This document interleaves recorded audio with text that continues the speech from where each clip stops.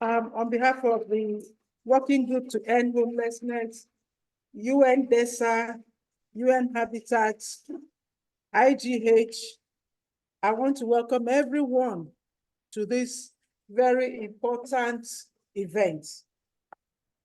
Before I go on, please, it would be nice if you can help us by signing in, on the sheets that are going around. We want to see your name, your email address, so that we can contact you and send some reports to you.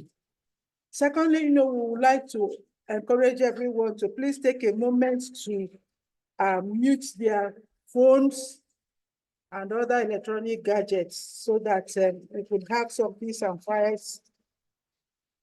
Now, today's event is being hosted by UN DESA, UN Habitat, like I said, and IGH, as well as the NGO Working Group to End Homelessness. Let me assume that we all know a bit about UN Habitat, UN DESA, and maybe IGH of university, that's DePaul University in Chicago. So I would just like to take 1 minute to talk about the NGO Working Group to End Homelessness. This group actually is a group of NGOs and individuals advocating at the United Nations here and internationally also for the human rights to adequate housing for all and to end homelessness so that all people can realize their full human rights and potentials. Now, the vision of the Working Group to End Homelessness is a future in which every person experiences the dignity of having a safe, habitable, affordable, and secure home. A future safeguarding human rights and supportive policies and programs to end homelessness. Yes, homelessness was not explicitly mentioned in the SDGs. However, it intersects fundamentally with all the SDGs as both a consequence and an increased risk factor of the problems that the SDGs set out to solve in the first instance. And you'll agree with me that it's quite clear that the SDGs cannot be realized without addressing homelessness. So today's event will help us to further raise awareness on the intersectionality of poverty, homelessness, and the SDGs. The event will be reflecting on concrete social justice actions and social policies by which we can achieve a future without homelessness. Today, we are privileged to have in our midst speakers who are very knowledgeable and passionate about the issue of homelessness. And then to ensure that we stay on course and deliver on today's event is our moderator, Ms. Francesca De Ferrari. Ms. Francesca is the Program Management Officer with the UN Habitat here in New York.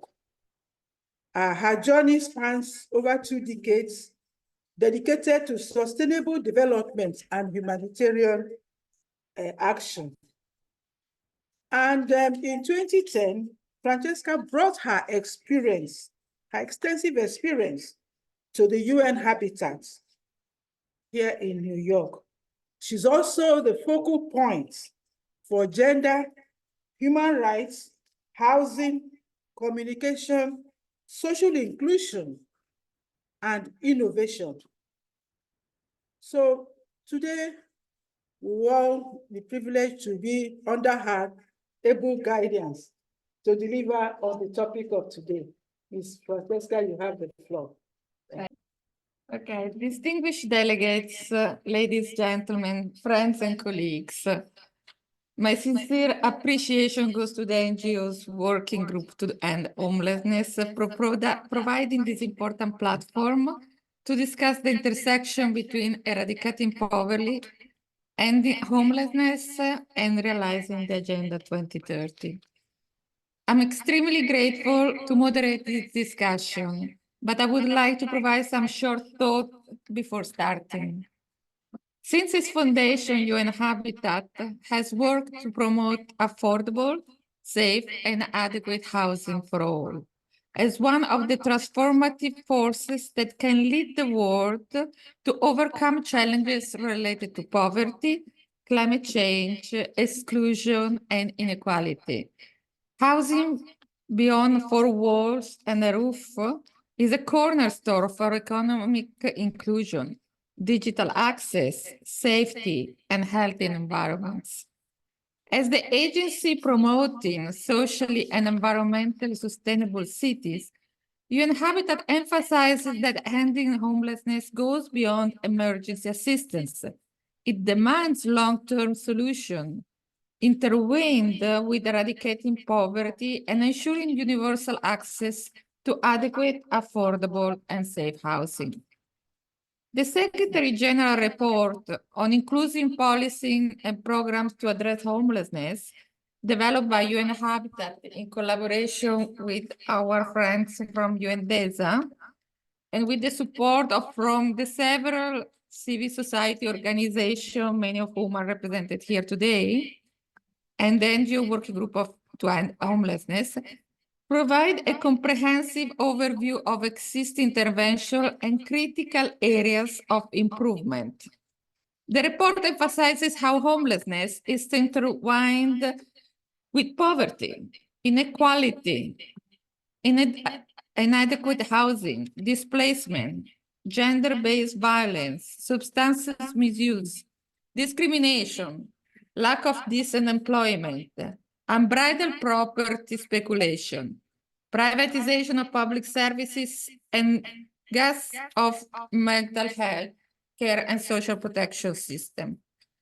Effectively addressing homelessness demands holistic strategies that encompasses housing, healthcare, social protection, education, and more. The report also highlights that at the heart of addressing homelessness is the need for coordinated efforts. It's not just a responsibility for local communities, but a challenge that requires governments to designate specialized agency and ministry to lead the way. Collaboration across sectoral intervention are key to success. Successful models such as Newcastle homelessness strategies show reduction in eviction into homelessness through dedicated units and collaboration between courts, public welfare bodies, and public and private housing providers. Initiatives like day centers and mobile teams reaching out assertively and compassionately to people on the street underscore the need for innovative and collaborative efforts, such as training law enforcement bodies to carry out care function for people experiencing homelessness rather than merely policing. Such initiatives can fulfill important engagement goals to build trust, especially as part of an integrated strategy. Further bridging the gap between policy and reality also necessitates involving people with lived experiences. Examples from Canada and Argentina illustrate how advisory committee and housing council can actively involve persons with lived experiences and in return foster trust and ensure policy resonate with the real needs of those affected.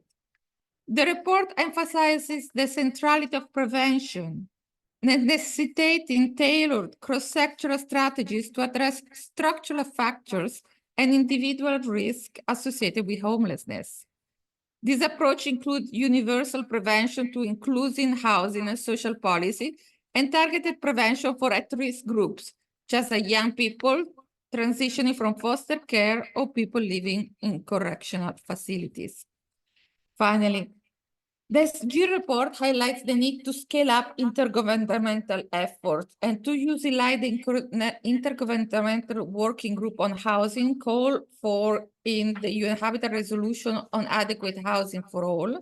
While housing alone cannot end homelessness, addressing housing exclusion, especially for more marginalized groups, is critical to break the cycle of poverty and exclusion. Despite persisting challenges, including funding limitation, inadequate knowledge, governance gaps, and biases, a shift towards approaches that addresses homelessness as a structural issue rather than an emergency experienced by few hold significant promises. Emphasis on housing-led solution, right-based approaches, and involvement of people with lived experiences offer promising directions. Throughout the pandemic, we have learned that political will, additional resources, the access to safe and dignified housing are vital for the well-being of people experiencing homeless and housing exclusion. This serves as a reminder that prioritizing the most vulnerable among us strengthens all of us. In closing, I look forward to the insight that will share by our brilliant panelists and speakers today. Their expertise and experience will undoubtedly enrich our understanding and guide us towards more impactful solutions to end homelessness and build a more equitable world for all. The first speaker after me, Miss Antamalalala Rafalimanana. I apologize, your name is long and complicated. I usually call you Anta, it's much easier. A colleague from UNDESA with whom UN Habitat works on daily basis. So I'm very happy we are here together. In her role, Hanta leads work on homelessness, poverty eradication, and Africa development. She previously was a population affairs officer in population division of UNDESA, working on the measurement and analysis of trend determinants as long-term impact of constructive use, fertility patterns, and population aging. She also worked as a research associate in the Office of Population of Princeton. I just want to say that all our panelists have a very long experiences and their bios is endless. So I will try to be sensitized, and I apologize. You can Google them and understand how experienced all of them are. But I prefer to hear from their voice and to spend less time to know about their title in this occasion. So, Hanta, the floor is to you. Thank you very much.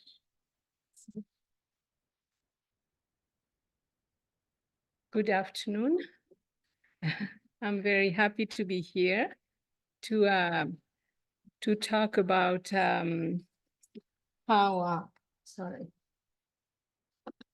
poverty policies can help us end homelessness and leave no one behind. I have a presentation. Okay. If you can just say next. Next, please. Okay. So as Francesca mentioned, we've been writing Secretary General's reports on homelessness, 2 of them now. One in 2019, which was, the titles are, you can see, affordable housing and social protection systems for all to address homelessness. And the most recent one was issued in 2023, and it's on inclusive policies and programs to address homelessness. The information that I'm going to give today are based on these SG's reports. Next. Okay, what is poverty? Poverty, if we give a simple definition of poverty, it's the state of not having enough possessions or assets to fulfill one's basic needs. By basic needs, we mean food, water, house,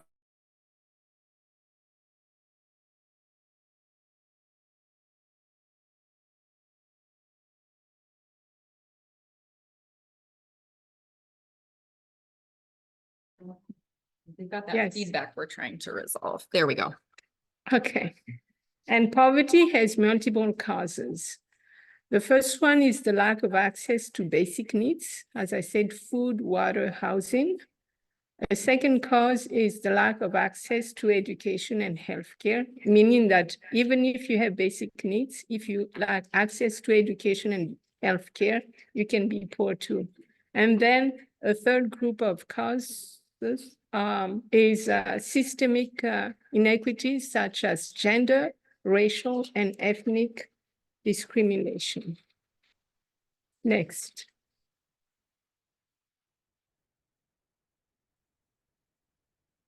What is homelessness? Homelessness, it does not have a universally agreed definition. But at a UN DESA expert group meeting in Nairobi in May 2019, experts agreed that a good definition, working definition, could be a condition where a person or household lacks habitable space with security of tenure, rights, and ability to enjoy social relations, including safety. What are the drivers of homelessness? There are many drivers, but the main ones are structural causes, including inequalities, poverty, a loss of housing and livelihood, a lack of decent job opportunities, lack of access to affordable housing, driven by the financialization of housing, forced eviction, lack of social protection, lack of access to land, credit, or financing, and high costs of energy or healthcare can also drive people to become homeless. A second group of causes are personal and family circumstances. Personal family circumstances can push people to become homeless. For example, if they experience abuse at home, then they might leave the home and become homeless. A third group of causes are climate change, disasters, conflicts, and displacement. Next. What are the manifestations of homelessness? Well, first of all, homelessness is one of the crudest manifestations of poverty, inequality, social exclusion, and housing affordability challenges. We have to accept that homelessness affects people of all ages, genders, and socioeconomic backgrounds. A third thing is that homelessness is not merely a lack of physical housing. It is also a loss of family, community, and a sense of belonging. And the situation of homelessness differs between developing and developed countries. In developing countries, for example, most homeless people work in low-skilled and low-paid work in the informal sector, meaning that they are workers, but they still don't have a safe home or a secure home. For example, they do daily laboring, they do rickshaw cycling, they work as a porter, they pick rags, they collect waste or recycling, etc., with no social protection. For example, in Brazil, a national survey found that 71% of homeless people work in the informal sector. That's a very high number. In developed countries, who are the homeless? They include single adult, men and women, members of indigenous populations, and people living in institutional care, as well as older persons, youth, families with children, and migrants. Unaccompanied migrant adolescents experiencing homelessness are a growing concern in developed countries, as their precarious living situations as asylum seekers often lead to homelessness and housing exclusion. In addition, A large proportion of homeless people in many European Union countries have had experience living in children's institutions. Next. So what's the link between poverty and homelessness? As our Dr. Ifia's introductory remarks said, homelessness is related to all the SDGs, and the first one it is related to is poverty. Poverty and homelessness are inextricably linked. Why? Because poverty is a driver of homelessness. People living in poverty are at increased risk of becoming homeless or experiencing housing instability. So homelessness is an indicator of extreme poverty and social exclusion. Frequently, then, homelessness is interconnected with poverty and rising inequalities.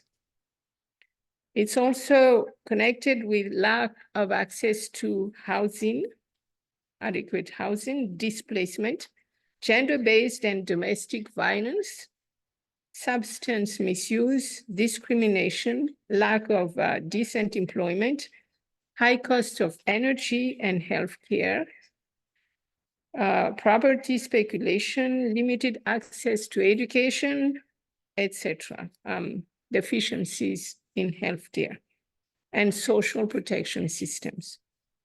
Female-headed households, particularly single mothers living in poverty, have been identified as a major risk group for homelessness in several countries. Next. Okay, so what are examples of homelessness policies that have been taken?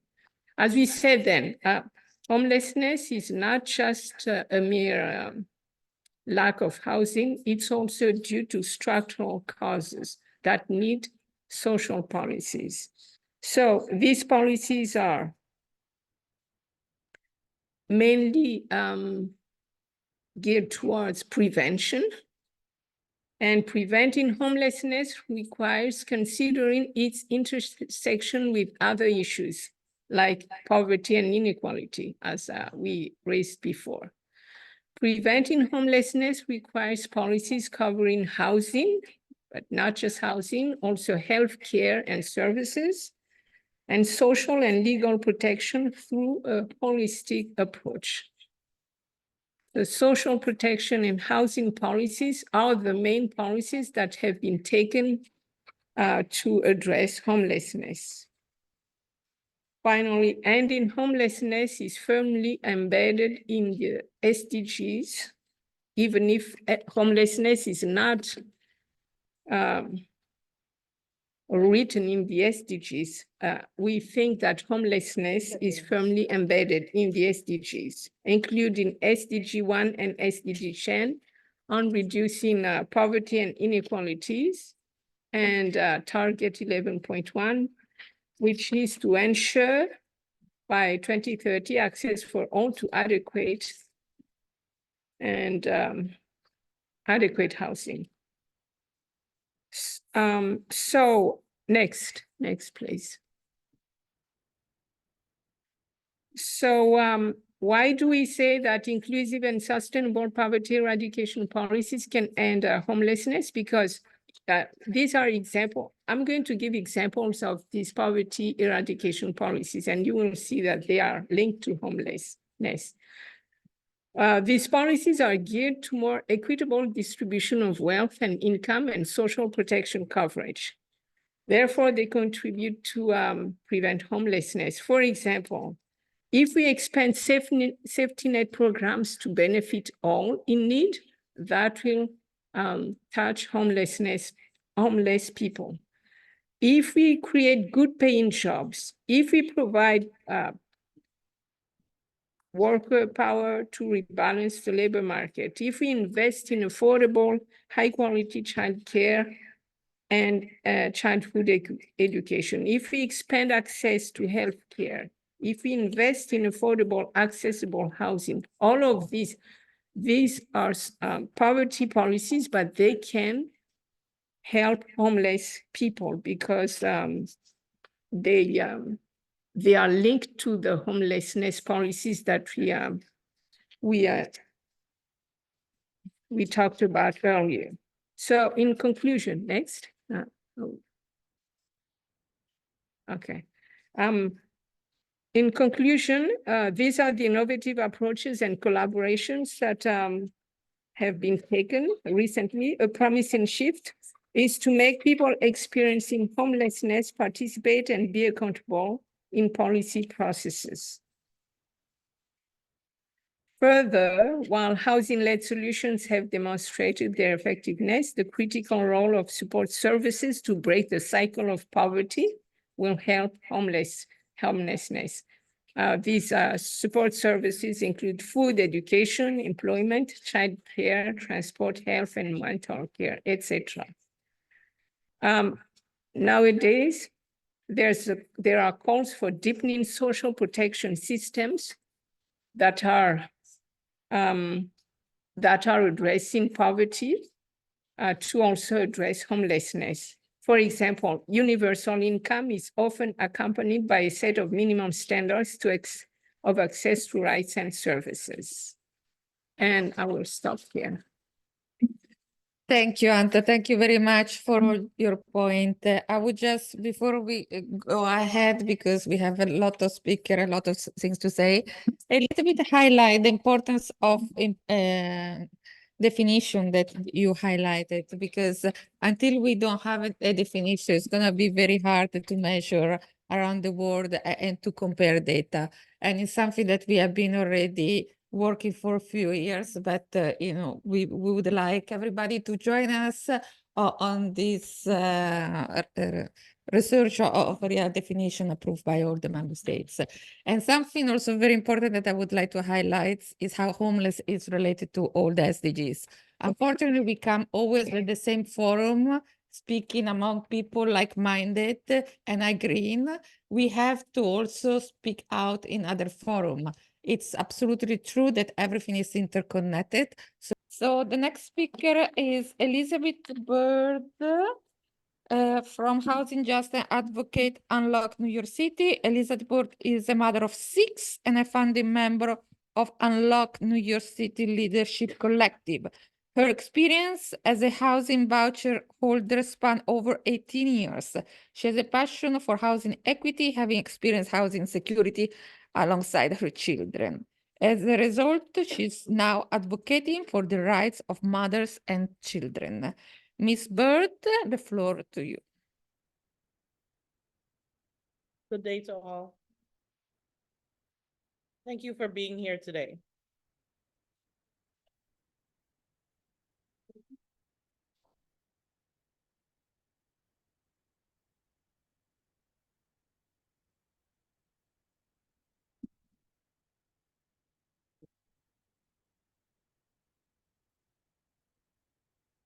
My name is Elizabeth Bird. I'm a housing advocate with Unlock NYC. My biggest dream when I was growing up was to be a mom and have a big family. I have 6 beautiful kids. Circumstances and life happened, and I had to raise all the kids on my own. My first time entering the shelter alone with only my kids was a very hard time in our lives. We spent 1,535 days in a homeless shelter that felt more like a prison, with management directing and dictating rules and regulations that were sometimes very inhumane. Being in this situation felt like I would never see a way out when you have no resources. The first 2 years was the hardest, having 2 babies under 3. I think back on some of those days and I ask myself, how did I do it? How did we survive? But I realized I was on survival mode, making sure we have food, and if we didn't, where was I going to get it from? Housing was the hardest part of this journey because the mayor at the time decided to stop helping lower class people with a housing voucher. I took my family to a shelter as a safety net because I knew they could help us find housing. When we got evicted because Section 8 made a mistake in our case and stopped paying the rent. Nobody wants to enter a shelter system. It's the last resort to not live in the streets. But I was wrong. My caseworker told me that the Section 8 voucher I thought I had was no good. She lied. We could have moved out sooner if I knew my rights, but I didn't. Months turned into years. We had no life. I was getting very frustrated with the whole system. All the rules, no housing help, supervisors for the shelter management was sending me to Department of Homeless Services to be grilled like I was a child and kept getting questions like, what is my housing plan? When will you leave? I felt like I was in school and had multiple trips to the principal's office. But I learned I had to help my family. The workers were just there for their paycheck, not to help anyone. I felt like I was getting taken advantage of by supervisors telling me they can call Child Protective Services to come take away my kids because I haven't found stable housing for them. My kids are my life. And to be threatened to take them away when I did nothing wrong, but because I'm poor and need help with housing, they wanted to scare me into moving out. And they were successful. We did move out. No help from the system. I didn't know how I was gonna afford a studio apartment, but I was gonna find a way. The landlord spoke with me. He was concerned, how will we live? I reassured him, we're only using this place to eat and sleep at night. Our second home was school. At this time, my oldest was an adult and she had moved away. I was happy for her, knowing I raised my child to be independent and could be a good wife and mom like me. But I still had 5 growing kids that weren't so little anymore. It gave me time while they were all in school to work, find solutions with different organizations to better our lives. Volunteering in the kids' school, networking with people, being a member of the PTA, helped me gain my confidence to speak up, ask questions, learn to advocate for my family. But I was still on survival mode. Education was always on the top of my list as a mom. Getting a college education was a must. I taught my kids that. When they grew up, your education will take you far. Dream big and love what you do. Having passion for a work will never feel like work.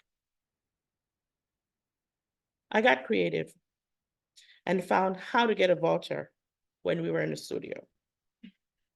I had to have the landlord evict us so we could get a housing voucher from the court. I was successful. And I found a 1-bedroom with that was big enough to be 2 bedrooms with a backyard. I felt like we were living in a mansion. The kids were thriving, doing what they had to do, even though some struggled. But with my support, we were all doing this together as a family. But life happened again, and we had to go back to the shelter because the landlord decided to foreclose on the property that we were renting. He said only because, he could make more money in Manhattan. That was his reason. And this was a couple months before the COVID shutdown. So 495 days at the same shelter that didn't help us the first time. Now with 4 kids, but we are now more educated and knew our rights. And most of the kids were at an age they wanted to socialize. That's not allowed in shelters. I had preteens, teenagers. It was their middle school and high school years. It was frustrating and no more traumatizing because they were now aware we're homeless. I was totally frustrated before we went back. I searched for 2 years with a housing voucher with no luck. And it would be 495 days in the shelter until we got our current apartment. At this time, I was going to any organizations that could help me with housing search. I was still in survival mode. Working part-time jobs, doing paid research interviews because of my lived experience. Where was the justice? Where was the solution? I wasn't the only person trying to find housing and get justice for the discrimination. I was very happy to join other people in this fight. All we wanted was a home for a family to come home, get a good night rest, and be together as a unit. Just a home to be safe and loved. That's all we need.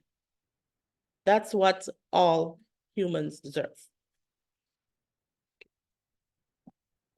Now we are trying to reconnect with Dr. Shutter, and if you are patient with us a couple of minutes, because we are going to try with technology a couple of experiments, and hopefully we will be able to hear from the wise mind of Dr. Shutter. 1 minute, thank you. Of course.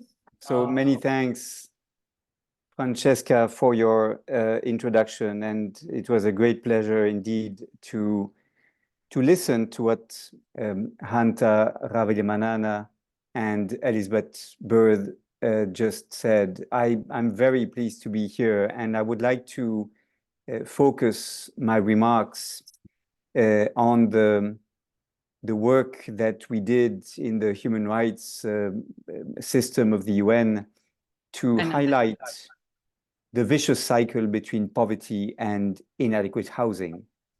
Not only does lack of income or decent work force people into homelessness or into poor, inadequate housing, a relationship that is obvious enough, but in addition, poor housing conditions makes it more difficult for people to escape from poverty. And it is this vicious cycle that I would like to very briefly describe. So first of all, as indeed Anta Ravilimanana mentioned quite clearly, poverty is an obstacle to access to housing, and therefore we must continue to fight for decent jobs that pay living wages and effective access to social protection. Let me start with decent jobs. Most people in the world who are poor work, but that work in many cases does not provide them with a wage that is sufficient to afford a decent standard of living for themselves and their families, including access to decent housing. In fact, it is estimated that 1 in 5 workers in the world, 21%, live in poverty. And although the figures are, of course, higher in low-income or low-middle-income countries, with respectively 44% and 52% of workers in poverty, in rich countries, the phenomenon of the working poor is equally significant and disturbing. For example, in the US, where the working poor are defined as people who spend at least 27 weeks in the year either working or looking for work, but have incomes below the national poverty line, there are 6.3 million people who are working poor in the country, according to that definition. 4.1% of the workers in the US cannot afford a decent standard of living. And that is, of course, something extremely disturbing, and it is, in fact, a violation of human rights. The International Covenant on Economic, Social, and Cultural Rights guarantees a right to remuneration that should be adequate, meaning it should ensure a decent standard of living for the worker and his or her family. And that means that the level at which wages are set should take into account the cost of living. And I quote from what the Committee on Economic, Social, and Cultural Rights says: the wage should be sufficient to enable the worker and his or her family to enjoy the other rights in the covenant, such as social security, healthcare, education, an adequate standard of living, including food, water, sanitation, housing, clothing, and additional expenses such as commuting costs. So when the price of housing goes up, because, for example, the rents increase as a result of speculation on the housing market, that should lead to an increase in the levels of wages. Workers should be provided at a minimum with what we call a living wage, regularly adapted in accordance with the cost of living. This is also what follows from the ILO Minimum Wage Fixing Convention of 1970. This is ILO Convention number 131. However, I would like to highlight something else that is much less obvious, and that is that people living on low incomes, people in poverty, who depend on social assistance, people who have irregular incomes, may face discrimination in access to housing, even when they could pay the rent, even when they are, in fact, in a position that would allow them to pay for the apartment that they seek to be provided. And therefore, we need to pay much more attention to the need to protect those people from discrimination on grounds of their socioeconomic disadvantage. For example, in Quebec, and I see that we have some participants in this discussion that come from Canada. In Quebec, we have courts who repeatedly found that landlords were excluding prospective tenants based on assumptions about their ability to pay when they were depending on social assistance, or when the people seeking to rent an apartment were, for example, freelance writers who therefore were considered to have irregular sources of income or were in precarious forms of employment. So the courts had to intervene to protect those people from discrimination by the landlords. In the United States, as explained by Elizabeth just a few minutes ago, people receiving the so-called Section 8 vouchers that are granted to low-income families or individuals who live below 50% of the median income in their location, those Section 8 vouchers beneficiaries routinely are rejected by landlords. In fact, there was a study showing that 67% of the landlords in Philadelphia refused to consider voucher holders to provide them with an apartment, and the rejection rates are even higher in some cities, such as, for example, Los Angeles. This leads to residential segregation on racial and socioeconomic grounds, as people living on low incomes, depending on these vouchers, have to move to locations that are less expensive. Indeed, it is in reaction to such practices that the New York City human rights law includes, and I quote, lawful source of income as part of the protected grounds of discrimination, allowing the New York City Human Rights Commission to better protect tenants or prospective tenants against this form of exclusion, obliging companies who are found to discriminate to set aside apartments for residents living on these Section 8 vouchers. So discrimination may be targeting individuals living on low incomes, depending on social assistance.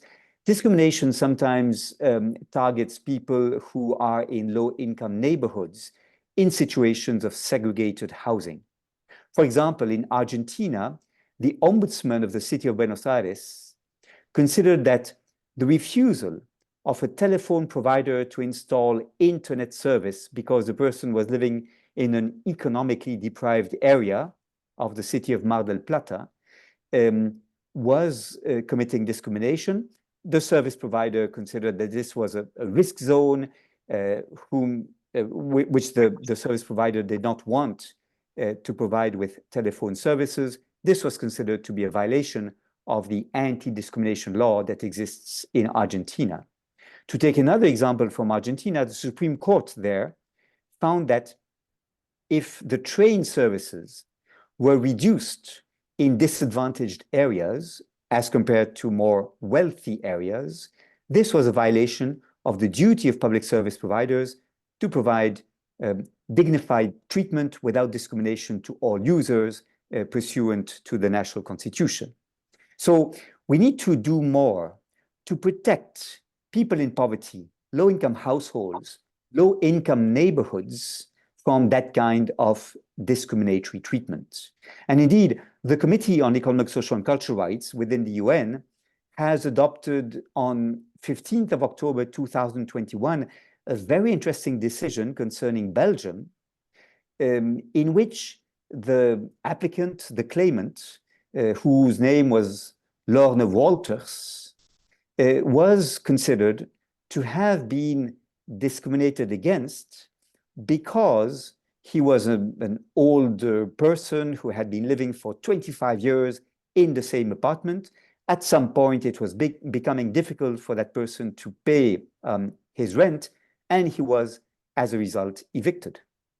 Why was this discriminatory to evict him? Well, because the legislation in Belgium was not protecting tenants well enough from the kind of eviction that leaves you without any form of protection or guarantee that you will be finding decent housing elsewhere in adequate conditions.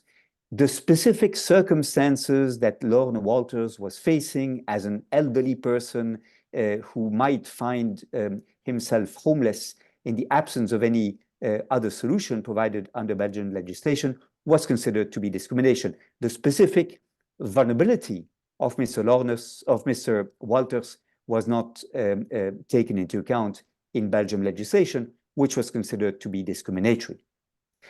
What I would like to emphasize is that apart from the fact that being in poverty, of course, exposes you to becoming homeless or to have to cope with poor living conditions, the opposite causality is equally important. Poor housing conditions can make it more difficult to escape poverty. Children who live in disadvantaged households are more likely to grow up in overcrowded, poorly insulated housing. They are more likely to be exposed to pollution and to unsafe environments. They are also more likely to live in neighborhoods that are ghettoized, violent, and with inadequate access to essential services. Now, this can affect health. Housing conditions that are poor can expose children in particular to high levels of air pollution, particularly when clean energy is inaccessible or regulation is insufficient. They can expose you to poor food environments. Food deserts are a common characteristic of low-income neighborhoods in a number of countries, including the United States. And low-income neighborhoods are also neighborhoods where there is limited access to green areas for physical exercise and leisure, which of course may lead to what some scientists call nature deficit disorder. For example, attention deficit hyperactivity disorder, which may result from too infrequent contacts with nature. Moreover, overcrowded living conditions may mean that the sleep will be disturbed.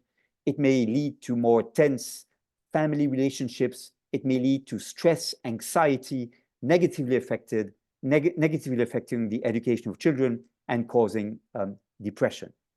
So for all these reasons, being in inadequate housing conditions, living in dwellings that are poorly insulated, that are overcrowded, can lead to poor health, to poor nutrition, and to a lessened ability for children to learn at school, diminishing, of course, their expectations as adults to make a decent living.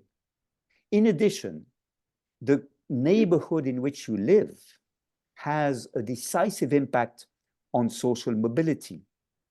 In many cases, the children that are born in low-income neighborhoods will have fewer social contacts. They will have fewer social networks they can mobilize. They will attend one more minute, schools please. that are of lesser quality. They may lack decent job opportunities as a result of being at a distance from those opportunities. And so for all these reasons, poor housing conditions may perpetuate poverty and is one of the major cycles to which poverty is perpetuated from one generation to the next. So I will conclude here. Not only being poor means increased chances of homelessness and poor housing conditions, but those conditions in turn will make it much more difficult to escape the cycles of poverty. Thank you very much, and I look forward to our discussion. Thank you all for having me. And I'm really sorry about all the technical problems. I can assure you that everybody is way better at ending homelessness than we are at running technology. So I think we're also, with the technology issues, running over time a little bit. So I'm going to try and speed this up. Can you hear me at the back? The people are not on the microphone. Fantastic. So, you know, as everyone has said, homelessness and poverty are inextricably linked. So when Lydia first invited me to present at today's side event, she suggested I could talk about the work of the DePaul group and how we collaborate and perhaps share our experience of Ukraine. And I thought, that's no problem at all. I can talk about that all day long. But when she sent the information through a few weeks later, she'd added 3 small but very important words which really changed everything: to eradicate homelessness. So she'd set me up to present on partnerships to eradicate homelessness. Thank you, Lydia, for that one. But as a fundraiser, I love a big, hairy, audacious goal. It gives you something really transformative to talk to fundraisers about. But more than that, it forces you to radically change your own thinking. And that's what I wanted to talk to you all about today. There's some incredible partnership working already happening around the world that's moving us ever closer to ending homelessness. But it is my belief, as a fundraiser, of course, that if we want to completely eradicate homelessness, we have to urgently rethink how it's funded too. So specifically, I'd like to talk to you about 4 challenges, or as I like to think of them, opportunities. So opportunity 1, there is currently no global funding for homelessness. So thanks in no small part to brilliant partnership working from many of the people in this room and online, homelessness is finally receiving the recognition it rightly deserves as a global issue. Yet global homelessness funders remain few and far between. I think I might even go as far as to guess that there are now even less funders than there have ever been, as other more high-profile issues continue to gain prominence. So since joining DePaul International, I've looked longingly at the SDGs and the $222 billion of foundation funding alone that has been invested in them since 2016.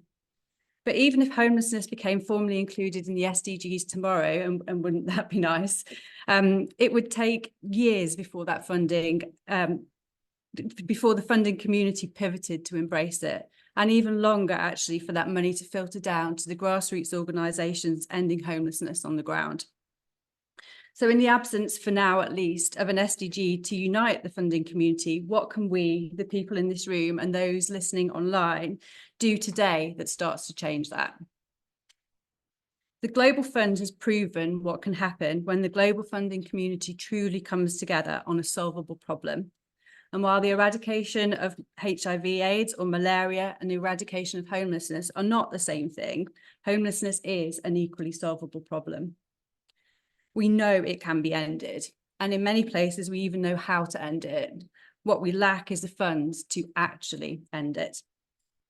So as you all know, to truly end homelessness, we'll need political will, policy change, and unprecedented statutory funding.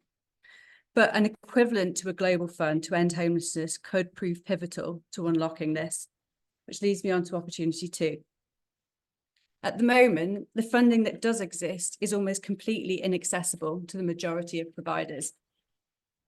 If, or should I say when, we start to unlock these big global funds, I fear that there's a real danger that the smaller organisations who are the lifeblood of the homelessness sector, particularly in countries with developing economies, are excluded. I was recently involved in my first EU bid. Our submission ran to 40 highly technical pages. On one hand, it was really, really fantastic to see the very significant financial investments being made, the focus on innovative solutions to actually end homelessness, and the emphasis on shared learnings and identifying solutions that can be taken to scale. But on the other hand, it was a real eye-opener on the immense challenges of leveraging funding opportunities for all but the largest NGOs. I'm an experienced English-speaking full-time fundraiser, and my chances of submitting that bid successfully without the support of a more expert team would have been slim to none.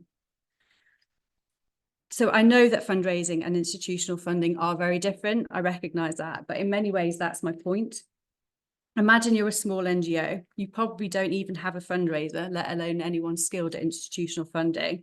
You run a brilliant, safe and well-governed programme, but the lengthy policy documents that you need to upload to prove that to funders, well, they're on the to-do list and I'll probably stay there for a while yet because you have services to run.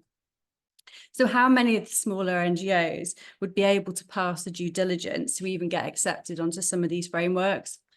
And if they did get funding, how many would be completely overwhelmed with the contract management and the very arduous reporting that many are now calling the death of innovation?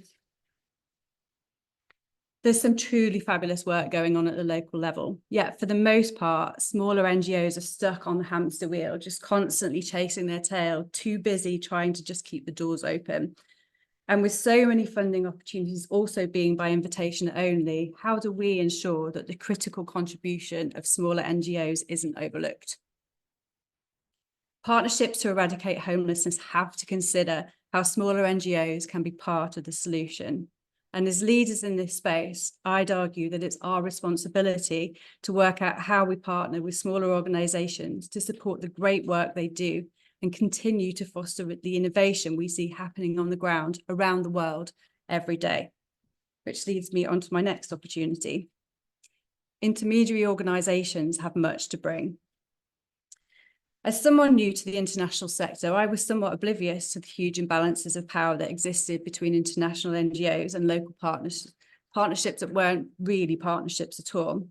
And I think great strides have been taken to address this in decolonising, as we so often hear, and localisation is very much the word of the moment. Yet I think the unintended consequence of this is that intermediary organisations who are being increasingly overlooked, despite the pivotal role they can play in marrying international capacity with local knowledge. To me, to Paul's work in Ukraine, which is quite typical of how we work across the group, is a great example of partnership working at its finest and proving not just that it's possible, but it should be positively encouraged. Our response there was locally driven by locally managed and locally governed teams.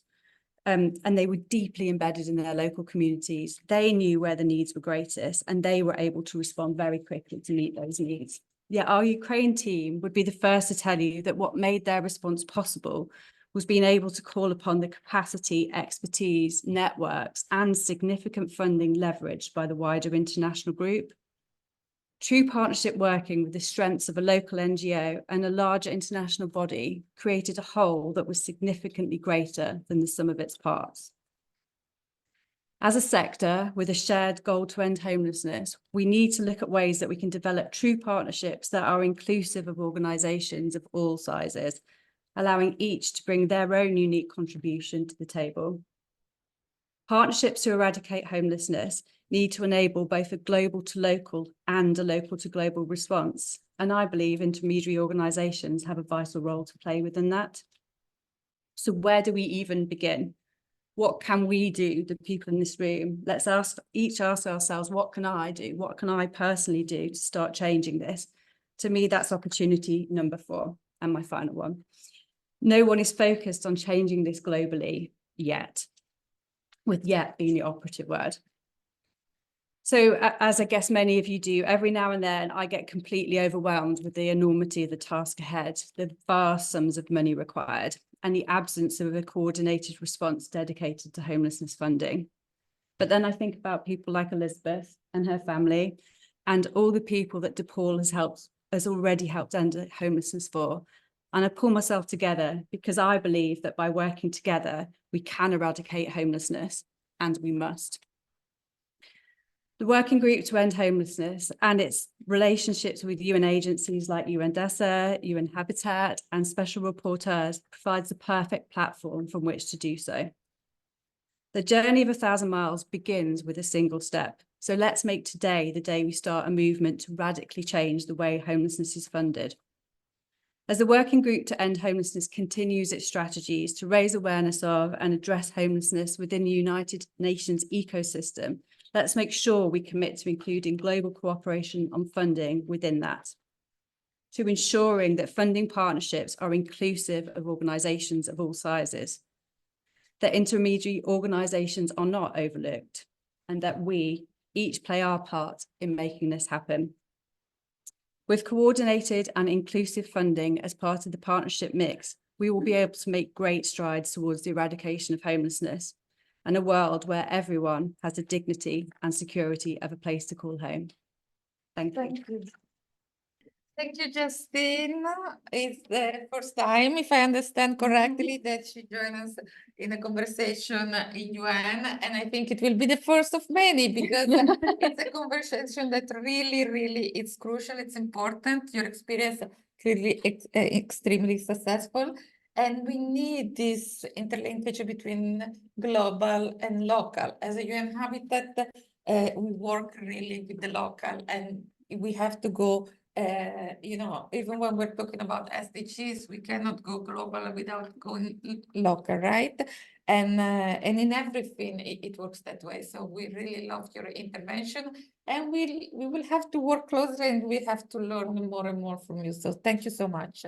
Now there is some little time for question and answer. We have the first person already request the floor from the internet. So Erin Madden from Breaking Ground, please, the floor is yours. Please try to be very short because we are almost at the end of the meeting. Sure. Hello, everyone. I'm Erin Madden. I'm the Vice President of Programs for Breaking Ground. Breaking Ground is a not-for-profit in New York City. We are the largest provider of above-ground street outreach for chronically street homeless individuals in Brooklyn, Queens, and Midtown Manhattan. We're also the largest provider of supportive housing in New York City. Breaking Ground has 22 buildings across the city with over 4,000 units of supportive and affordable housing. New York City is a unique place in that we are the only municipality with the right to shelter at this moment. So New York City has the largest amount of homeless individuals in the US. However, we have a very small amount of those people who are experiencing street homeless or who are unsheltered in the course of the night, of roughly about 5%. Majority of people are in shelter. Breaking Ground focuses on working with people who are in that 5%, who are chronically street homeless individuals. What we know works for our individuals is building the right type of housing where our folks are. Many people, just like housed people, are very tied to their community. Sending them off to places where they've never been is scary and unrealistic. We currently provide 6, soon to be 7, safe havens in New York City. Safe havens are a specific type of transitional housing. It's for people who have experienced chronic street homelessness, and it's considered a low threshold model of care. We have very few rules. There's no curfew. People can come and go as they please. It's very much honoring people's self-determination when accepting services. And we've also found that that has been hugely productive in helping people move into permanent housing. We also know that supportive housing is the gold standard for ending chronic homelessness. At Breaking Ground, we have a 98% retention rate for formerly homeless tenants to remain in our supportive housing building after 2 years. So we are continuing to look for opportunities to create more supportive housing and affordable housing throughout New York City. The other thing that we do know is that sometimes we encounter communities who are not excited or excited to have both transitional or supportive housing in their community. There's oftentimes a lot of stigma or fear around people who may be experiencing homelessness. And there's a concern that by bringing safe havens and supportive housing into neighborhoods could create more quality of life issues. And what we know is that providing people with a space to come indoors provides more safety. And in fact, the majority of the people we serve are more likely to be victims of crime than perpetrators of crime. And so I guess I know this is a short amount of time, but I guess I just would keep encouraging to continue to provide supportive housing opportunities as well as transitional housing opportunities in the form of safe havens. Thank you. Thank you very much, Erin. I think the time is already at the end, so we cannot take more questions from the floor, but we will have our dear friends organizer, Lydia Stassen, Executive Director of the Institute of Global Homelessness and Chair of NGO Working Group of End Homelessness, that will provide a nice closure of the event. Thank you, Lydia. Well, thank you to all of you for coming and for being patient with our technical issues today. We tried something new. I think next time we try this, we'll have all the bugs worked out, but you were all of our guinea pigs on that. So thank you very much for your patience. Huge, huge thank you to all of our presenters today, particularly to you, Elizabeth, for sharing your experience, because that is the experience that we need to help us do better at preventing, reducing, and ending homelessness. For people who are interested in the working group, we always are looking for and welcoming new members. So you can find us on the website, on social media. We have a really active group that works to raise the awareness of homelessness here within the United Nations. So if you are a member of the working group, could you please raise your hand? So you've got lots of those folks in the room today. If you could stay, if you have a few minutes, we'd like to try to capture a quick picture. Thank you so much, everyone. Take care and enjoy the rest of the commission.